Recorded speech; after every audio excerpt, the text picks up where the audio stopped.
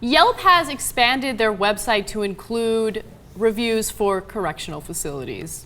That includes jails and prisons. And New York's Rikers Island jail or prison is one of those institutions that's been included. And it's kind of funny to go there and read some of the comments and some of the reviews, because obviously most of them are jokes.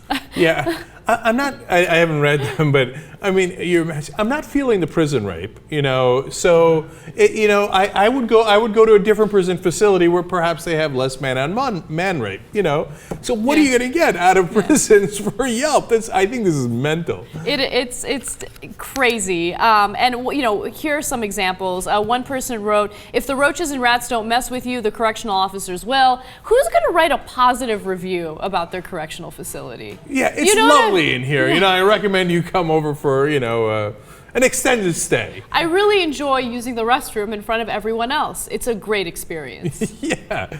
So this is funny. And then I heard that Yelp, you guys were telling me, runs this little scam where they go to the different businesses and they say, "Oh, we'll hide your positive reviews unless you, give us some cashy cash." So they're not that transparent, but I mean, anyone can read between the lines. Usually what happens is, let's say you go to a new business's Yelp page and you write a very positive review about that fine establishment, right? A lot of times what happens is Yelp will hide reviews, and they say they have like this crazy algorithm, and they're not doing so on purpose. It's just the way their system is set up. They think that some of the reviews might be fake, and that's why they hide it. They think it might be a fake review. But in reality, what they're doing is they hide the really good reviews, and then they contact the business and say, "Hey, we can help your profile. We can make you look a lot better." And the way that they do that is they push the positive reviews up and but that's try it. to hide the negative that's reviews. the sketchiest thing I've ever heard. Yeah. So then Yelp is useless, because if you pay them, it's basically fixed.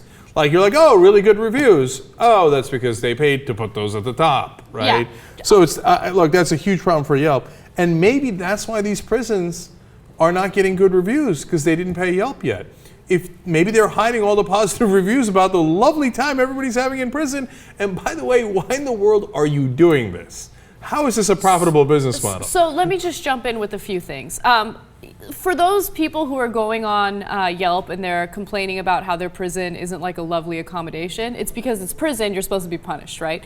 But at the same time, I think that this could be used as a positive tool in the future. Who knows if it will be, but obviously a lot of really, really violent, dangerous things happen in prisons, and stuff that's not supposed to happen, whether it's abuse by correctional officers, mistreatment, that kind of stuff. So if there is some sort of tool to shine a light on it and people can investigate it and do something about it to make it better, I'm all for it. Who knows if this is what it's going to be used for in the future, but lawyers are keeping an eye on it, so we'll see.